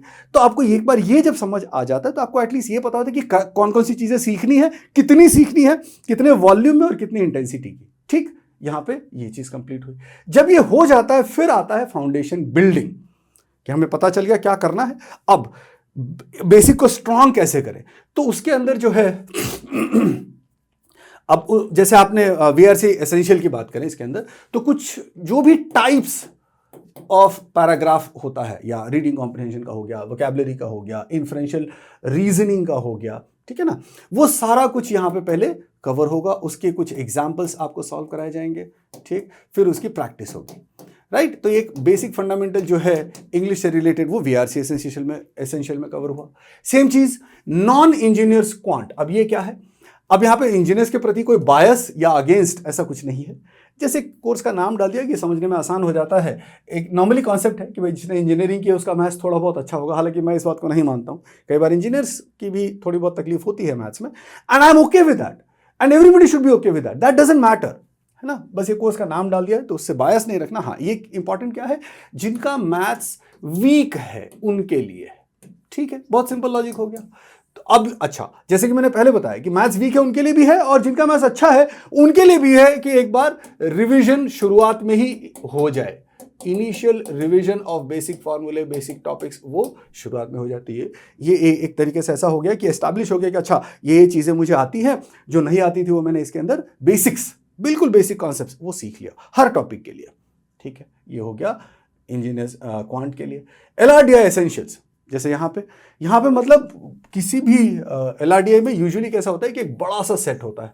अब उसके अंदर इंफॉर्मेशन होगा, ग्राफ्स होंगे, टेबल्स होंगे, राइट। अब ये सारी चीज़ें हैं, उसको पढ़ना कैसे है वहाँ से शुरुआत होती है, ठीक है। तो उसमें मेरे वीडियोज़ हैं, कमल सर के वीडियोज़ हैं, निखिल सर के वीडियोज़ हैं, राइट। तो स्टार्टिंग में ही कि कोई भी सेट को, क्वेश्चन तो छोड़ दो, बात की बात है, पहले 40-50 सेट्स, तो सिर्फ इस हिसाब से आप देखें कि पढ़ना कैसे। अब ये मान लो एक इन्फॉर्मेशन सेट दिया हुआ है, तो अब मुझे क्या क्या चीज़ें ढूंढनी है, उसमें वेरिएबल्स कौन कौन से हैं, किस किस चीज़ की बात हो रही है, डेटा किस तरह से प्रेजेंट किया गया है, न्यूमेरिकल है कि नॉन न्यूमेरिकल है ना, अरेंजमेंट बेस्ड है कि लॉजिकल है, राइट, कैलकुलेशन है। ये जैसे गेम्स टूर्नामेंट का एक एग्जाम्पल यहाँ पे मैंने सॉल्व किया हुआ है। अब ये टेबल दिया हुआ है, तो क्या क्या मैचेस बन रहे हैं, मैचेस का डिस्क्रिप्शन कैसे होगा, राइट, सर्कुलर अरेंजमेंट होता है। सो बहुत ही बेसिक कि शुरू कैसे करना है। एलआरडीआई में एक बहुत बड़ी तकलीफ होती है कि बच्चों का बहुत प्रैक्टिस करने के बाद भी बड़ा डिफिकल्ट होता है, या उनका सवाल ये होता है कि मेरे पास नया सेट आता है तो मैं कंफ्यूज हो जाता हूँ कि मैं अब क्या करूँ, शुरू कहाँ से करूँ। सो परहैप्स दैट आंसर्स एक स्टेप वाइज प्रोसेस इसके अंदर बताया गया है, जो हमने सबने बताया है, या कमल सर ने या मैंने, कि इसमें आप क्वेश्चन खोल के आप क्या करोगे, है ना। ये से नहीं कि तलवार निकाला और बिल्कुल घुस गए युद्ध करने के लिए, नहीं, ऐसा नहीं। क्वेश्चन सामने आया तो पहले क्या देखोगे, टेबल में हेडर्स, फुटर्स, अब उसका ऑर्डर हमने बता रखा है। फिर आप इसमें जाओगे, कीवर्ड्स कौन कौन से होते हैं वो ढूंढोगे उनकी, और कीवर्ड स्टैंडर्ड होते हैं, ऐसा नहीं कि उसमें कुछ हर बार नया ही आ जाता है ना। अब गेम है तो क्लियरली कौन से वर्ड्स होंगे, team, score, win, loss, draw, यही सब वर्ड्स होंगे, तो उनको आइडेंटिफाई करें हर एक टॉपिक में उस तरह से। इसमें ना देखो क्या होता है, एलआरडीआई में डिफिकल्टी इसलिए आती है कि कोई डिफाइंड सिलेबस नहीं है। 20 से 25 टॉपिक्स हैं, वो टॉपिक्स कैसे पता चले, on the basis of the last 15, 20, 25 years of CAT. हर एक के अंदर कुछ ना कुछ आइडिया तो रहता ही है इनिशियल टू स्टार्ट विद, तो वो कर लिया। उससे क्या होगा, उससे एटलीस्ट ये पता चल जाएगा कि हमें पढ़ना कैसे है, और प्रोसेस जो ऑफ सॉल्विंग जो है उसमें किन किन चीज़ों का ध्यान रखना होता है, ठीक है। ये हो गया हमारा फाउंडेशन बिल्डिंग। जब फाउंडेशन बिल्डिंग हो गई, ठीक, अगला स्टेप आता है लर्निंग। अब ये लर्निंग का क्या मतलब है? पहले वाला लर्निंग नहीं था, वो प्री लर्निंग था, है ना। वो मतलब एक तरीके से आपको दिखाया गया कि ये चीजें जो है, इन अ वे आप ऐसा बोल सकते हो कि if you have done essentials you have done almost 30% of your work, ठीक है, फॉर प्रिपरेशन ऑफ कैट। अब ये है लर्निंग। अब ये हार्डकोर सेशंस हैं, ठीक, कोर सेशंस। यहां पे क्या हो रहा है? यहां पे लाइव क्लासेस हो रही है। मतलब ये हमारे सब फैकल्टीज़ हैं, मैं हूं, Kamal sir, Amit Panchamtia sir, Shabana ma'am, Nikhil sir, Sajjan sir. So अब इसमें क्या हो रहा है कि हर टॉपिक का एक लाइव क्लास हो रहा है, जहां पे क्लास के अंदर जो बेसिक कॉन्सेप्ट जो आपने पहले सीखा है ना, एसेंशियल में सीखा या स्कूल में कभी सीखा, वो सारी चीज़ें एक तो पहले प्रॉपर तरीके से रिवाइज, और उसके ऊपर जो भी चीज़ें आपको नहीं पता थी, ठीक है ना, न्यू थिंग्स, राइट। और उसके अंदर जो भी मेथड ऑफ यूज़, अलग अलग तरीके से उसका मेथड ऑफ यूज़ हो सकता है, क्योंकि हमने जैसे फॉर्मूला याद कर लिया टाइम स्पीड डिस्टेंस का, कि distance equal to speed into time, but उसमें रेशियो बड़ा इंपॉर्टेंट हो जाता है कि अगर डिस्टेंस कांस्टेंट है तो स्पीड और टाइम का रेशियो एक दूसरे के अपोजिट हो जाएगा। तो कैसे इस्तेमाल करना है चीज़ों को, जिसमें हम कम समय में बड़े क्वेश्चन, डिफिकल्ट क्वेश्चन हैंडल कर सकें, कम स्पेस में सॉल्व कर सकें, है ना, कम टाइम में सॉल्व कर सकें, सही कर सकें, ठीक है। तो ये सारी चीज़ें करने का के लिए लाइव क्लासेस होती है। लाइव क्लासेस में कॉन्सेप्ट रिवाइज एंड क्वेश्चंस, अच्छे क्वेश्चंस कैसे हैंडल करने होते हैं, डिफिकल्ट क्वेश्चंस कैसे हैंडल करने होते हैं, उसकी लर्निंग लाइव कोई फैकल्टी आपको क्लास में पढ़ाएगा, ठीक है, इंटरनेट के माध्यम से, राइट। अच्छा, अब ये हो गया। वहाँ पे क्या है कि आप पूछ सकते हो जो भी आपके डाउट्स है, प्रॉब्लम्स है, आपकी क्वेरीज सॉल्व की जा सकती है ड्यूरिंग द क्लास। ये क्लास का ये एक फोटो है, अच्छा मेरा ही है। तो क्लास चल रही है, मैं समझा रहा हूँ और इधर अपने बच्चे, अच्छा ये तो लास्ट का मुझे लगता है स्क्रीनशॉट लिया है, ठीक है। तो उसमें इससे पहले डाउट्स वगैरह जो भी है, जो भी बताया जा रहा है, उससे पूछ सकते हैं उसके अंदर, ठीक है। ऑल राइट, तो ये लाइव क्लास बड़ी इंटेंस होती है, मतलब बहुत ही ज़्यादा इंटेंस होती है, बहुत सारा नॉलेज, बहुत सारा इन्फॉर्मेशन, है ना, कि कोई भी टॉपिक है, पहले तो कोई टॉपिक है, बड़ा टॉपिक है तो उसको हमने पार्ट्स में बांट दिया, फिर 2 घंटे 2.5 घंटे की अगर लाइव क्लास है तो उसके अंदर इफेक्टिव तरीके से कोई चीज़ छूट ना जाए, कोई चीज़ रह ना जाए, और वो भी स्टेप वाइज हो कि कहाँ से शुरू करना है, फिर कैसे आगे बढ़ना है, फिर कैसे अप्लाई करना है, फिर बड़े डिफिकल्ट क्वेश्चंस में उसको कैसे हम वही कैसे अप्लाई करना है। तो वो सारी चीज़ें यहाँ पे बड़े इंटेंस तरीके से की जाती है, ठीक है। ऑब्वियसली ध्यान रखना है कि पहले आपने एसेंशियल्स कंप्लीट कर लिया हो तो आपको ज़्यादा सी एकदम, मतलब कैसे बोलेंगे कि चम्मच से उठा के मुंह में खिलाया जाए तभी आप करोगे, तो फिर तो बड़ा मुश्किल हो जाएगा। कर्मठ बच्चों के लिए ये चीज़ें हैं, है ना, कि आप फाइट मारते हो, काम करते हो, है ना, आप सीखने की कोशिश करते हो, बेसिक जो है पहले आपने किया, फिर उसके बाद लाइव क्लासेस में फिर ये सारी चीज़ें की, तो ऑब्वियसली वो सारा मिल के उसका आउटकम अच्छा होगा। अगर कोई सोचे कि नहीं मैं वो नहीं करता हूँ, सीधे यहाँ चले जाता हूँ, कॉन्सेप्ट रिवाइज तो हो ही रहा है, तो थोड़ी सी डिफिकल्टी तो आएगी ही ना। लर्निंग का सदियों पुराना, हजारों साल से यही कॉन्सेप्ट है, या जब से मुझे लगता है मानवता है, ह्यूमैनिटी जब से है, तब से लर्निंग का एक ही तरीका है, रिपीट। किसी भी चीज को आप ज्यादा कॉन्फिडेंटली, ज्यादा कंफर्टेबली तभी सीख सकते हो जब आप उसको बार बार रिपीट करते हो, वो आपके लिए नॉर्मलाइज हो जाता है। सीधी सी बात है, जब भी आप कोई चीज पहली बार करेंगे, दूसरी बार करेंगे, तो उसमें आपको जो तकलीफ होगी वो तीसरी बार करने में नहीं होगी, चौथी बार करने में कम हो जाएगी, गायब हो जाएगी, 5वीं 6ठी बार में आपको आदत पड़ जाएगी, ठीक है। So it has to be normalised, because exam 2 घंटे का ही होता है, साल में एक बार होता है ना, आपको एक ही मौका मिलेगा, राइट। तो अब उसमें वो सारा चीज आप डायरेक्टली इस्तेमाल कर पाओ, उसके लिए बड़ा जरूरी है कि आप कैजुअली चलते फिरते उन चीजों को कर सको, ठीक है ना। इसलिए बहुत ज्यादा बार रिपीट हो तो और अच्छा है। तो चलिए, एक बार आपका एसेंशियल हो गया, फिर एक कॉन्सेप्ट बिल्डिंग क्लासेस हो गई। अब आता है सबसे इंटरेस्टिंग पार्ट, जो कि यूनिक फीचर है iQuanta का हमारा।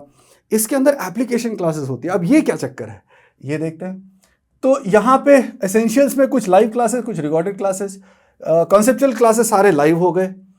इसके बाद आता है एप्लीकेशन क्लास। ये इसके अंदर जो भी हमारा ऐप है उसके ऊपर पोस्ट के थ्रू क्वेश्चन दिए जाते हैं और उस क्वेश्चन को बच्चे सॉल्व करते हैं, फिर उसका वीडियो सॉल्यूशन वहीं पे होता है, फिर उसके डाउट्स उसी में पोस्ट के माध्यम से बच्चे पूछ सकते हैं। अब इसका क्या फायदा है? इसका फायदा ये है कि कोई टाइम बाउंड कोई इश्यू नहीं है। हमें इसमें टाइम बाउंड मतलब क्वेश्चन सॉल्विंग के लिए होता है, बट आप कभी भी उसको बैठ के आप सॉल्व कर सकते हो, ठीक है। और जो एक सबसे मतलब मैं कैसे बताऊं, ये एक ऐसी चीज है जहां पे एक बड़ा competitive environment, emotional competitive environment बनता है।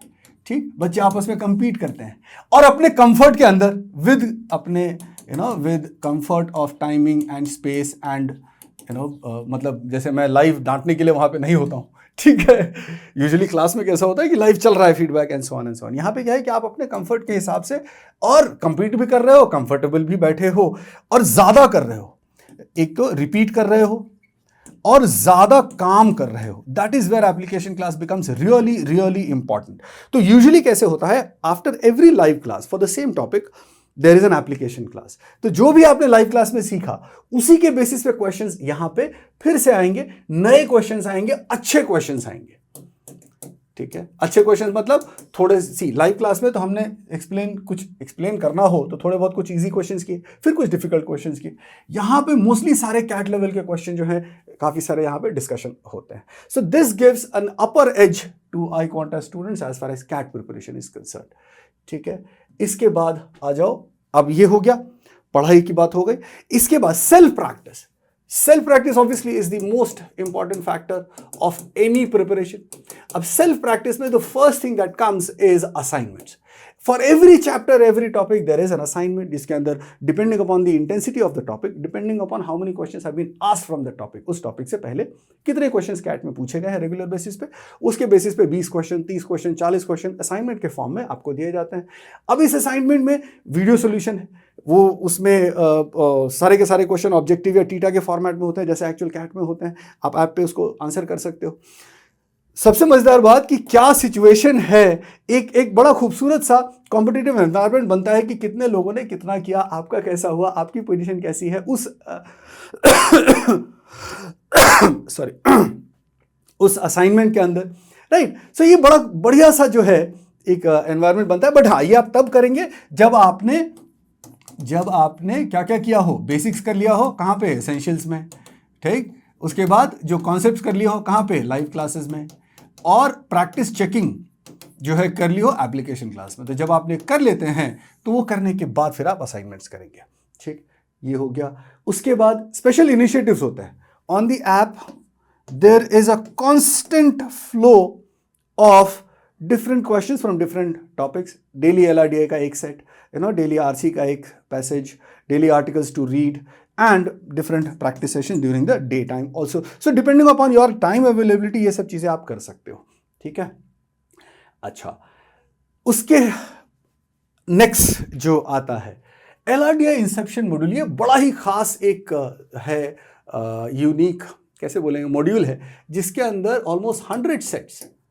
अब वो सेट्स कैसे हैं, वन ऑफ द मोस्ट और some of the most difficult tricky sets जो कि नॉर्मली आमतौर पे करना बड़ा मुश्किल होता है लोगों के लिए DILR के अंदर, ठीक है। लेकिन ये आप पहले नहीं करना, हाँ ये ध्यान रखना, ये पहले आप करने जाओगे आप पहले ही डर जाओगे या तकलीफ में आ जाओगे। उसका शॉर्टेस्ट सॉल्यूशन क्या हो सकता है वीडियो के माध्यम से वो आपको बना के यहाँ पे दिया गया है। तो ऑलमोस्ट 100 सेट्स हैं। Every set is a beautiful set, ठीक है।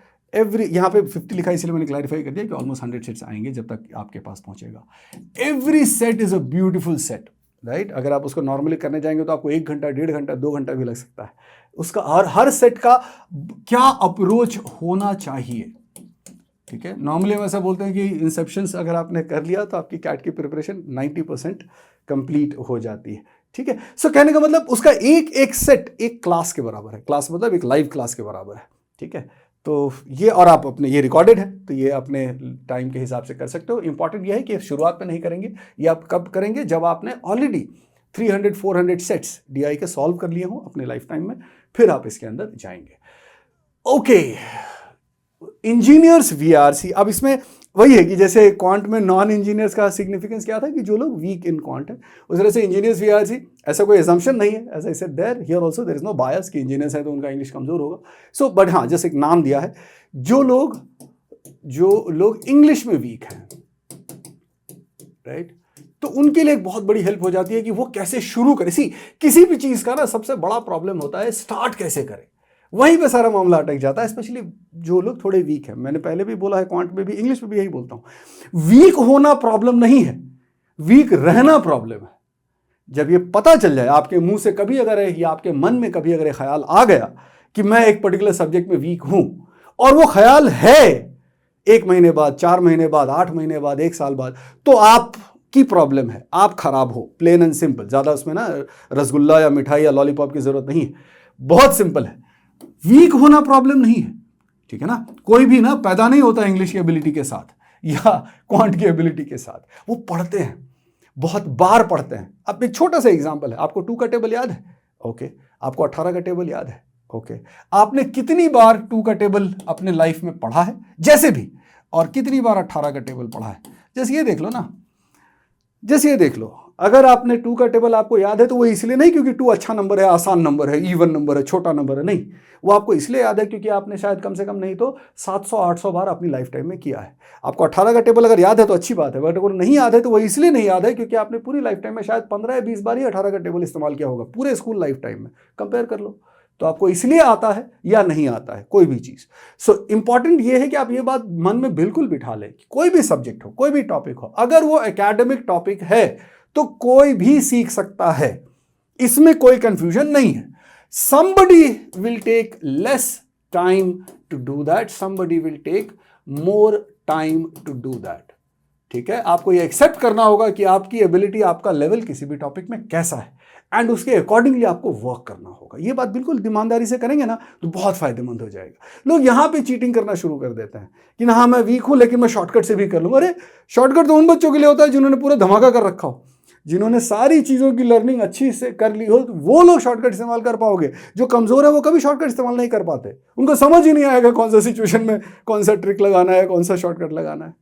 शॉर्टकट सिर्फ और सिर्फ उन्हीं बच्चों के लिए काम करता है जिन्होंने अपना बेसिक कॉन्सेप्ट बहुत ही बढ़िया से किया हो। ये बात हमेशा याद रखना, ठीक है। सो अब इंग्लिश के अंदर ये जो बनाया गया है, ये जैसे LRDI के अंदर LRDI इंसेप्शन है, वैसे ही यहाँ पे ये एक तरीके से फ्रॉम ऐसा बोल सकते हैं कि इसमें थोड़ा सा अलग इंसेप्शन से ये है कि फ्रॉम बेसिक टू डिफिकल्ट, ये फर्क है। LRDI इंसेप्शन में क्या था, वो डिफिकल्ट सेट्स थे, यहाँ पे क्या है, फ्रॉम बेसिक्स टू डिफिकल्ट बनाए गए, ठीक है। अच्छा, इसके बाद अब जो है क्वांट के कंसेप्चुअल वीडियोस, अब इसमें वापस से वही this on the lines of LRDI Inception for quant.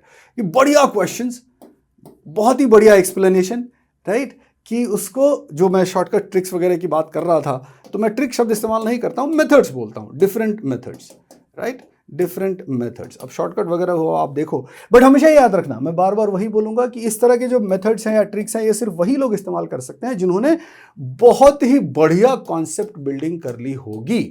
जो लोग ये सोचते हैं ना, या यूट्यूब इन्फ्लुएंसर्स के चक्कर में आ जाते हैं कि हाँ नहीं आता है बट मैं आपको ट्रिक बता दूंगा जिससे आपके 99 परसेंटाइल आ जाएंगे, ओ भाई मतलब देख लो यार क्या ही बोलूं, है ना। सो ऐसे सब चक्करों में नहीं पड़ना, कॉन्सेप्ट बिल्डिंग पे हमेशा ध्यान देना, तो ही कोई भी मेथड या ट्रिक आप सीख पाओगे और सबसे ज्यादा इंपॉर्टेंट इस्तेमाल कर पाओगे। ट्रिक में ना सिर्फ सीखना नहीं होता, ट्रिक में सिर्फ सीखना नहीं होता, यह भी देखना है कि सही समय पे इस्तेमाल कर सकें। यूज एट राइट टाइम, है ना। ये मैं इसलिए बोल रहा हूं कि जिनका बेसिक कंसेप्ट कमजोर होगा ना, उनको बड़ा मजा आएगा जब वो उनको ट्रिक बताए जाएंगे। ओह क्या मस्त सर ने मजेदार कुछ शॉर्टकट बता दिया, ट्रिक बता दिया। बट जब वो सही समय आएगा ना, तो महाभारत में जो कर्ण के साथ हुआ था वैसा हो जाता है कि वो याद ही नहीं आता कि करना क्या है, ठीक है। तो ये बातों का ध्यान रखें, जिन लोगों का बेसिक कॉन्सेप्ट अच्छा है वही शॉर्टकट और ट्रिक इस्तेमाल कर पाएंगे। सो यहाँ पे इनको करने से पहले आप वो बेसिक्स वाला जो है पूरा का पूरा बहुत अच्छे से डिटेल में करके आए होंगे। चलो बेसिक्स की पढ़ाई कर ली, लाइव क्लासेस कर लिया, एप्लीकेशन क्लासेस कर लिया, असाइनमेंट कर लिया, प्रैक्टिस कर ली। अब आता है IMABC practice batch. Now this is like final assault in terms of self practice, ठीक है। कि आप जो है घर पे बैठ के कैट के लेवल के questions after completion of the topics, और फिर आप उसमें LRDI है, क्वांट है, इंग्लिश है, सबके, और वहाँ पे ना लाइव आप अपनी चेकिंग कर सकते हो कि किस कंपैरेटिव चेकिंग कर सकते हो, आप क्या कर रहे हो इंटरनल अपने खुद के बेसिस पे कि पहले मैं इतना कर चुका हूँ, इतना अटेम्प्ट कर चुका हूँ, इतना बाकी है, या सारी चीज़ें और कंपैरेटिव एनालिसिस भी कि बाकी लोगों का क्या स्टेटस है, क्या सिचुएशन है। और आपको कॉन्स्टेंटली ये भी दिखता रहेगा कि आपने कितना कंप्लीट कर लिया, कितना और बाकी है। So there is a constant process, a follow up process, a systematic approach कि आपको ये करना बाकी है ना। कई बार ऐसा होता है ना कि हम क्या करें, व्हाट टू डू, कंफ्यूजन वहां पे शुरू होता है। तो दिख रहा है इसमें कितना बाकी है, करो जो टॉपिक पढ़ लिया उस टॉपिक के असाइनमेंट्स कर लिया, उसके जाके उसी चैप्टर का, उसी टॉपिक का IMABC बैच के अंदर उसके क्वेश्चंस या उसके सेट्स सॉल्व करो। ठीक है, अच्छा लास्ट जो है, अब ये पूरे प्रोसेस के दौरान इस्तेमाल होगा, ऑब्वियसली दिया यहाँ पे है, बट कैट बुक्स जो है ये जैसे इंग्लिश के 3 बुक्स हैं, LRDI के 4 हैं, क्वांट के 5 हैं, one of the most comprehensive collection of processes, concept, theory, and very beautiful level of questions.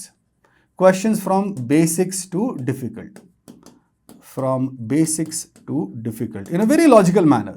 कई बार क्या होता है, मैंने देखा है या आप ने भी देखा होगा कि किताब भरने के लिए भर भर के क्वेश्चन डाल देते हैं, रिपीटेटिव क्वेश्चन डाल देते हैं। यहाँ पे बिल्कुल एग्जैक्ट रिक्वायरमेंट के हिसाब से किस टॉपिक को करने के लिए कितने क्वेश्चन करने हैं, उसमें से बेसिक कितने होना चाहिए, मीडियम कितने होना चाहिए, डिफिकल्ट कितने होने चाहिए, वो सारा करके काफ़ी एक उसके ऊपर ब्रेनस्टॉर्मिंग करके ये सारी चीज़ें बना के दी गई हैं। उसका सोल्यूशन भी है। मज़ेदार चीज़ ये है कि यहाँ पे टेक्स्ट सोल्यूशन तो है ही, वीडियो सोल्यूशंस भी हैं। Every question in the book has been given with video solutions. Obviously जब आप एनरोल करते हो, बुक्स मंगाते हो, तो आपको बुक्स के क्वेश्चंस का सोल्यूशन का एक्सेस ऐप पे मिल जाएगा। ठीक है, तो ये एक बढ़िया कलेक्शन ऑफ क्वेश्चंस है।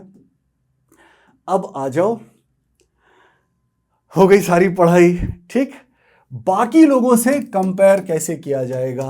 And of the day is a competitive exam, right? तब उसके लिए या हमने कितनी तैयारी की, चेक भी तो होना चाहिए ना, सेल्फ चेक भी होना चाहिए with respect to CAT. With respect to CAT के एग्जाम के हिसाब से उसका जो and it's like more like a mental या साइकोलॉजिकल प्रिपरेशन, साइकोलॉजिकल चेक कि हमने तैयारी तो कर ली, बट जो 2 घंटे का जो प्रेशर सिचुएशन होता है, प्रेशर एनवायरनमेंट होता है, वहां पे हम कैसा परफॉर्म करेंगे।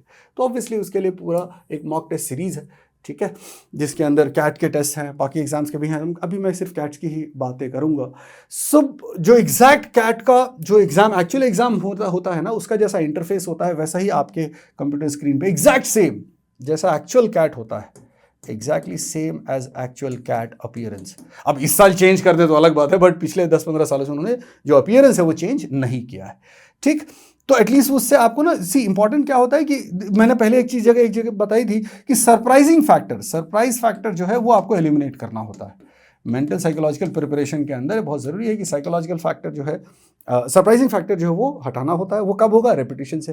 तो अगर आप 20-30 मॉक करते हो तो जो टाइम प्रेशर है उससे आप थोड़े थोड़े से कंफर्टेबल होते जाते हो। टाइम प्रेशर से क्या होता है, एनर्जी बहुत ज़्यादा, नेगेटिव एनर्जी, बहुत नर्वस एनर्जी जिसको बोल सकते हो, बहुत ज़्यादा बढ़ने लगती है ना, सांस, हार्ट बीट बढ़ जाता है, सांस फूलने लगती है, ये सब चीज़ें होती हैं। तो उसको काम डाउन करना वो इसका पहला पर्पस है। दूसरा, बाकी लोग कैसा परफॉर्म कर रहे हैं। तो अगर एक टेस्ट 10,000 लोगों ने दिया, आपका कितना कैसे आया, आप कहाँ पे आपको तकलीफ आ रही है, आई थिंक वो अगले वाले में दिखेगा आपको कहाँ पे। एक सेकेंड, अच्छा इनफैक्ट जो कहाँ गया वो, हाँ ये वाला, राइट। एनालिसिस बहुत ज़्यादा इंपॉर्टेंट ये होता है कि आपको एनालिसिस दिखेगा हर टेस्ट का कि आपने कहाँ पे गलत किया। एरर ट्रैकर सबसे ज़्यादा इंपॉर्टेंट ये है, ठीक है। स्कोर वर्सेटाइल सिचुएशन, कौन कौन से कॉलेज के कैसे आप अपना टारगेट्स डिफाइन कर सकते हो। एनालिसिस में आपका परफॉर्मेंस खुद के साथ और बाकी लोगों के साथ, टॉपर्स के साथ, क्या ऐसा फर्क है जहां पे मैं पीछे आ रहा हूं। हर क्वेश्चन का video solution with multiple methods. एक ही क्वेश्चन के अलग अलग तरीके हो सकते हैं, तो वो सारे तरीके, राइट। और ऑब्वियसली कैट लेवल मार्क्स और वो सारी चीजें जो हैं, आई कैट बोलते हैं हम उसको, आई कैट टेस्ट सीरीज। तो ये सारा जो है उस मॉक सीरीज के अंदर, इसके अंदर सारा कवर होता है। तो एक एक करके टेस्ट खुलते जाएंगे, जैसे स्टार्ट है, लॉक्ड है, तो एक एक करके खुलते जाएंगे आप। लेकिन ये कब की बात है, ये अगले साल जब आपका प्रिपरेशन ऑलमोस्ट 80-90% कंप्लीट हो चुका होगा, तब की बात, ठीक। अब ये सारा इतना सारा जब स्टडीज है, पढ़ाई है, तो डाउट्स भी होंगे। In India, I think I can proudly say that as of now, we are the only institute where we provide 24/7 doubt solving support. मतलब आप रात में, दिन में, सुबह, ऑफिस से, घर से, कहीं से भी आप अपना डाउट पोस्ट करो, immediately with in 15 minutes, with in 10 minutes you will get your answer.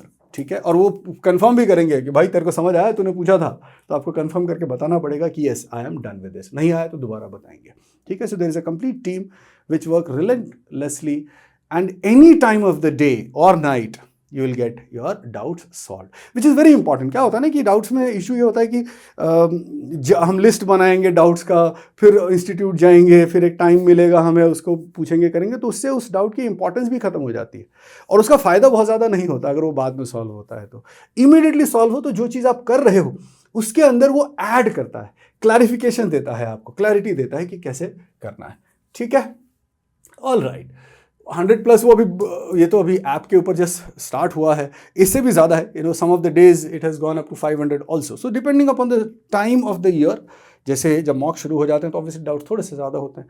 Otherwise जो है this support is going to help you like tremendously. Okay, analyse improve मैं ऑलरेडी बात कर चुका हूँ. ओके, एक चीज़ आपको याद होगी, मैंने बार बार बोला है कि किसी भी चीज़ की लर्निंग के लिए जो सबसे इंपॉर्टेंट एस्पेक्ट है वो है रेपिटेशन. तो आपने देखा होगा एसेंशियल्स किया है ना, उसके बाद एडवांस, सबसे पहले तो लाइव एक बार देख ही लेते हैं. देखो सबसे पहले जो है यहाँ पे, हाँ सबसे पहले हमने किया एसेंशियल्स के बाद लाइव क्लासेस के बाद application classes, assignments, special initiatives, ये डेली बेसिस पे चल रहा है. Right, inception module, engineers where see conceptual classes, IAM ABC प्रैक्टिस, बुक्स हो गई, मॉक्स हो गया कंपैरेटिव एनालिसिस के लिए, डाउट सपोर्ट हो गया. ठीक, लास्ट में सो हर चीज़ लगभग 2 या 3 बार कर चुके हो आप. अगर आपने ध्यान दिया होगा every topic is already been done by at least 2 to 3 times. Last में क्रैश कोर्स भी होता है. ठीक है, राइट, क्रैश कोर्स होते हैं, मैराथन सेशंस होते हैं. मैराथन सेशंस में क्या है कि आपने पूरी पढ़ाई कर ली, बट नंबर सिस्टम मान लो 6 महीने पहले किया, अरिथमेटिक 3 महीने पहले किया, तो हर टॉपिक का एक 8 घंटे 10 घंटे का एक कंप्लीट सेशन जहां पे पूरा का पूरा उस टॉपिक का एक तरह से रिवीजन. ठीक है, एंड प्रैक्टिस क्वेश्चंस, अच्छे लेवल के प्रैक्टिस क्वेश्चंस. राइट, ये यहां पे किया जाता है. That becomes a real booster कि जो भूल चुके होंगे वो सारा वापस से याद आ जाएगा. उनको अप्लाई कैसे करना है, डिफ़िकल्ट क्वेश्चंस कैसे सॉल्व करने हैं, कैट लेवल क्वेश्चंस कैसे सॉल्व करने हैं, वो सारा जो है एक बार में. ऑब्वियसली उनके लिए फ़ायदेमंद बिल्कुल नहीं होगा जो उन्होंने पहले पढ़ाई नहीं की होगी, ऑब्वियसली, बिकॉज एक तो एक तरह से एक रिविजन सेशन हो ना कि कैट के एग्जाम से 1 महीने 2 महीने पहले कंप्लीट रिविजन. और 8 घंटे 10 घंटे बैठने के लिए भाई सिर्फ फिजिकल एबिलिटी नहीं, मेंटल एबिलिटी भी चाहिए. राइट, एंड इतनी मेहनत की आवश्यकता होती है. आप बिल्कुल दिमाग में इस बात को क्लियर रखें हैं कि कोई आपको घर पे आके आपको माला पहना के आपकी आरती उतार के आपको आयाम नहीं ले जा रहा. राइट, बहुत ठोक पीट के लेके जाएंगे. ठीक है, सो इस तरह की एबिलिटी, इस तरह के काम करने की intentions and obviously physical mental ability होनी ही चाहिए. तो उसकी भी टेस्टिंग यहाँ पे तो कम से कम 10 मैराथन सेशंस लास्ट के 2 महीने में कंडक्ट होते हैं. तो वहाँ पे काफ़ी बढ़िया एक एनवायरनमेंट बन जाता है, एक एनर्जी वापस से आ जाती है. जो टॉपिक्स पहले पढ़े होते हैं कुछ महीनों पहले वो रिवाइज हो जाते हैं. ठीक है, तो एक सडनली ओवरऑल कंप्लीशन का, सेंस ऑफ कंप्लीशन का बहुत बढ़िया एनवायरनमेंट वहाँ पे बनता है. ठीक, क्रैश कोर्स जैसा मैंने बताया कि वहाँ पे वापस से सारे टॉपिक. क्रैश कोर्स की एक मज़ेदार बात यह है कि इसकी कुछ क्लासेस नाइट में भी होती हैं. तो जो लोग वर्किंग है ना, नाइट क्लासेस मतलब रात को 11 बजे से 12 बजे से 4 बजे तक 5 बजे तक. राइट, तो वो भी उसके अंदर इंक्लूडेड है. क्रैश कोर्स है तो जो लोगों ना या तो लेट स्टार्टर्स हैं या पहले कर लिया है, थोड़ा बहुत भूल चुके हैं, बेसिक्स की ज़्यादा रिक्वायरमेंट है जो मैराथन में कवर नहीं हो रही, तो आप क्रैश कोर्स कर सकते हो. तो वो पूरा जो है it's a part of the plan. जो लोग पूरे साल के लिए एनरोल करते हैं उनको अलग से कुछ इसके लिए पे नहीं करना होता, वो ऑलरेडी उनके अंदर होता है. ठीक है, तो multiple layers of revision work जब आप करते हो तो ऑब्वियसली एक कंफर्ट बढ़ता जाता है. ठीक है, नेचुरली आप चीज़ों के बारे में सोचना, समझना, देखना, एनालाइज करना शुरू कर देते हो. ओके, सो फाइनली अब ये सब हमने किया तो क्या रिजल्ट है? आई थिंक वो ऑलरेडी वेबसाइट पे भी बहुत सारा है और सोशल मीडिया पे भी बहुत ड्रामेबाजी हमारी टीम करती रहती है, हर कोई करता है. ठीक है, बट हाँ इंपॉर्टेंट ये है कि मैं इसमें कुछ चीज़ें आपको बताना चाहता हूँ. इनमें से काफ़ी लोगों के इंटरव्यूज़ आप देखो, है ना, हमारे यूट्यूब चैनल पे है. इनमें से एक ने भी ये नहीं बोला कि मैं ना बस सुबह उठता था, मंदिर जाता था या प्रे करता था और मेरा ये रिजल्ट आ गया. जिनकी आस्था है वो लोग प्लीज़ करें, बहुत अच्छी बात है, आई बिलीव इन दैट. ठीक है ना, कि जिनको बिलीफ है उसके हिसाब से करें।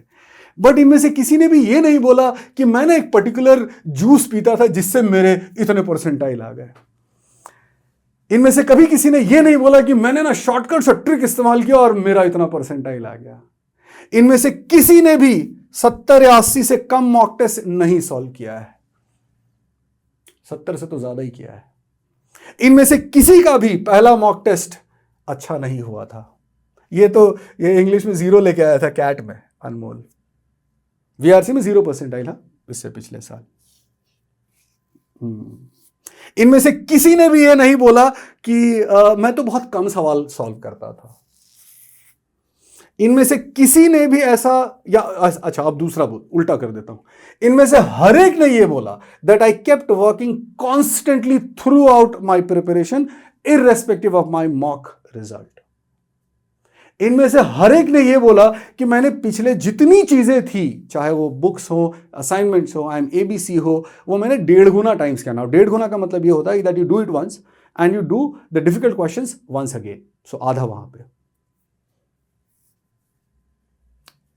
इनमें से कोई भी ऐसा नहीं था जिसका कंसिस्टेंटली 99 परसेंटाइल मॉक टेस्ट में आया हो।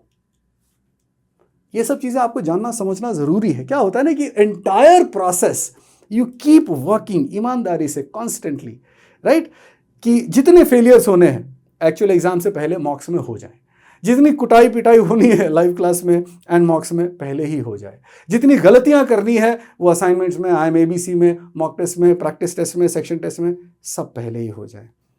सारा नहीं होता है बट जितना हो सके उसके लिए सारी चीज़ें, सारे मॉड्यूल्स बनाए गए हैं। मैं बस आपको यही समझाना चाहता हूँ कि आप अपना इंटेंट, अपनी नीयत बहुत सही रखें।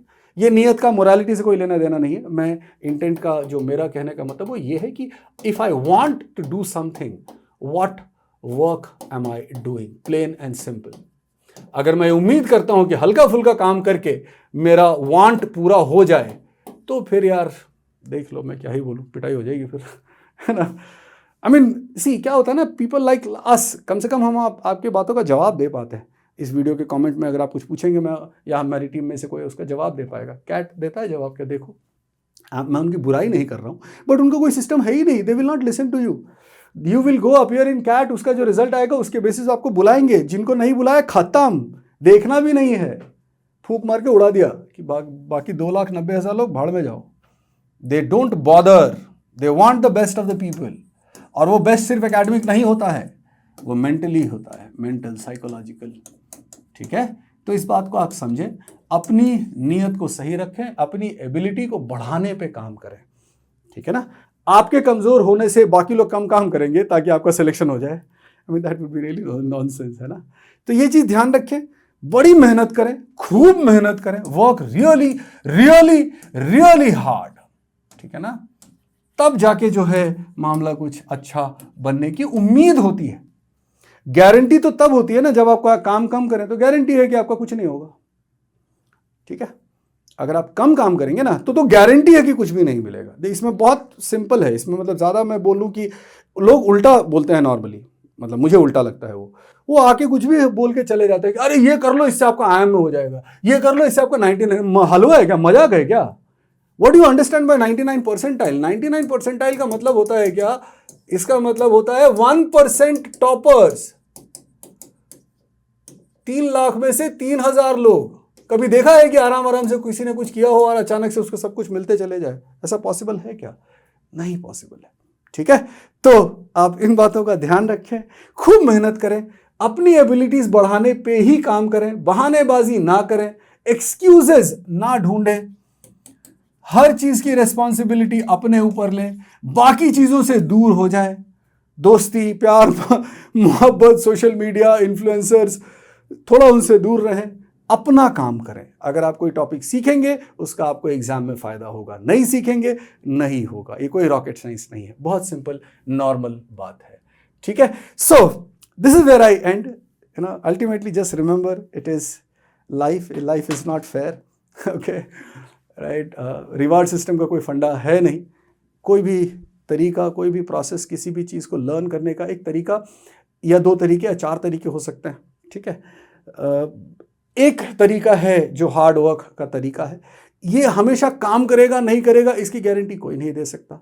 इंपॉर्टेंट ये है कि आपको ये पता रहेगा कि हाँ मैंने किया था, एग्जाम के दिन जितना मैं उसमें से रिटेन कर पाया, ठीक है, उसके बेसिस पे उसका रिजल्ट आएगा। रिटेन कर सकें, रिकॉल कर सकें, उसके लिए सिस्टम बनाया गया जो आपने देखा कि मल्टीपल टाइम्स जब आप कोई चीज़ रिपीट करते हो तो आपके उसके रिकॉल वैल्यू बढ़ जाती है। आप उसको सही तरीके से या सही सिस्टम या कैसे बोलेंगे सही रूप में आप उसको रिकॉल कर पाते हो और उसका इस्तेमाल कर पाते हो। राइट, सो मेरा नाम वापस है राजकुमार झा। मैं क्वांटिटेटिव एबिलिटी और DILR आई कांटेक्ट के अंदर पढ़ाता हूँ। तो जब आप ज्वाइन करेंगे आपको लाइव क्लासेस में दिखूंगा, आपकी पिटाई करूंगा, है ना। In the sense I am very clear that those who want to do something good, those who want to do something big, those who want to create something for themselves, for family, for society, nation. Society, nation तो बाद में आता है यार। मैं बोल रहा हूँ पहले अपने लिए तो अच्छा कुछ करो, है ना। ये सब जो चीज़ें हैं वो अपने लिए अच्छा करने की बात है। अब उसका एक मेजरमेंट का तरीका है। मैं बोलता हूँ किसी भी तरीके की हवाबाजी में कभी नहीं पड़ना। कोई बोले MBA क्यों करना है, जब पैसे के लिए करना है बॉस, सिंपल सी बात है। ज़्यादा ड्रामेबाजी नाटक नहीं चाहिए। MBA करेंगे, कुछ अच्छा काम करेंगे, कुछ पैसा कमा लेंगे, लाइफ सेटल हो जाएगी, फिर देखेंगे उसके आगे कुछ। क्योंकि अगर मैं अच्छा करूंगा अपने लिए, मेरा मन शांत होगा, तो मैं दूसरों के लिए कुछ और कर पाऊंगा। चाहे वो मेरे फैमिली मेंबर्स हो, चाहे वो मेरे सोसाइटी के लोग हो, चाहे वो मेरे देश के लोग हो, चाहे मानवता के लोग हो, ठीक है ना। तो हमेशा ये ध्यान रखें कि अगर आप गुर्बत में हैं, अगर आप टेंशन में हैं, तो वहाँ पे ना क्रिएटिविटी नहीं होती, आर्ट एंड क्राफ्ट नहीं होता, या भलाई का काम नहीं होता। तो आप ये जो भी कर रहे हैं, and of the day life जो है तभी अच्छा आपको कुछ आप किसी और के लिए अच्छा तभी कर पाएंगे जब आप अंदर से आप शांत होंगे, जब आपकी ज़रूरतें, आपकी रिक्वायरमेंट पूरी हो चुकी होंगी। उनमें से कई तरीके होते हैं, कौन सा बेटर है नहीं है मैं उसमें डिस्कशन में नहीं जाना चाहता। जो आपको पसंद है आप वो करें, उसके हिसाब से मेहनत करें। बिकॉज जो भी फील्ड आप चुनेंगे, कंपटीशन का जो लेवल होता है मोर और लेस सेम ही होता है, ठीक है ना। इंटेंसिटी जो होती है मोर और लेस सेम ही होती है। किसी भी अच्छी चीज़ में कम ही लोग होते हैं, ठीक है, तभी उनको रिवॉर्ड बेटर मिलता है। लेकिन वो जो कम लोग होते हैं ना, वो बड़े ही ईमानदार टाइप के लोग होते हैं, थोड़े से बेशरम भी होते हैं कि उनको कई बार सेटबैक्स लगते हैं, 0 परसेंटाइल आता है, फिर भी दोबारा एग्ज़ाम देने पहुंच जाते हैं। लेकिन 0 परसेंटाइल आने में और दोबारा एग्ज़ाम देने जाने में वो जो पूरा ड्यूरेशन है, पूरी ताकत लगा देते हैं, लगे ही रहते हैं। मतलब इन बच्चों को मैं देखता हूँ रात रात भर पढ़ाई कर रहा है, दिन में कोई ऑफिस भी जा रहा है, कॉलेज भी जा रहा है, या 1 घंटे सो के उठा, ये वर्किंग था ये अर्कदीप्ता, तो ऑफिस से आया 1 घंटा सो गया, फिर पूरी रात पढ़ाई की। अब ये सब चीज़ें लोग बोलते हैं कि इतनी सैक्रिफाइस करनी पड़ती है। हाँ, करनी पड़ती है बॉस, अनअकाउंटेड सैक्रिफाइसेस, ठीक है ना, अनअनाउंस्ड सैक्रिफाइसेस। अगर आपको ऐसा लगता है कि अरे देखो मैं कितना सैक्रिफाइस किया, तो आपका सिलेक्शन नहीं होगा। जिस दिन आप उस लेवल से ऊपर उठ जाओगे मेंटली, साइकोलॉजिकली, कि हाँ ठीक है काम है करता हूँ, दैट्स इट। जब आपको अपनी की हुई सैक्रिफाइसेस का कोई वैल्यू नहीं लगे, उसके लिए आपको कोई घमंड ना हो, तब आपके सिलेक्शन के चांसेस बढ़ जाएंगे, है ना। कि आप दोस्तों के साथ पार्टी करने नहीं जा रहे हो, सैटरडे संडे को बैठ के पूरी रात पूरे दिन पढ़ रहे हो, लोग वीकेंड मना रहे हैं। हाँ ठीक है, करना पड़ेगा। मैं बोल रहा हूँ करने से फायदा होगा नहीं, मैं बोल रहा हूँ करना पड़ेगा बॉस। इसके अगर आप चाहते हैं कि एंजॉय भी कर लें, लाइफ भी एंजॉय कर लें और एक बढ़िया टॉप के इंस्टीट्यूट में भी चले जाएं, oh boss please get lost, that will be very difficult, that will be very illogical, and that will be really unfair to the deserving people, to the hard working people, to the champions, those who just keep working, शांति से बैठ के अपना जो है काम करते ही चले जाते हैं, जिनको कभी ज़्यादा इधर उधर, कई सारे बच्चे तो ऐसे जिनके बारे में ज़्यादा पता भी नहीं होता, उत्तरी इसके 99.96 आ गए, अच्छा उसके 99.9 परसेंटाइल आ गए। सो ऐसा सब चीज़ें तब होती हैं जब वो बड़े शांत तरीके से अपने शेल के अंदर, बिना किसी चिल्लम चिल्ली के, बिना किसी अनाउंसमेंट के कि देखो मैं क्या क्या कर रहा हूँ, बिना किसी घमंड के, ठीक है ना, लगातार बिना किसी शर्म के लगातार जब आप काम करते हैं, तब कोई अच्छी चीज़ होती है। Alright, so I wish you all the best. I see you in the classes. Thank you so much.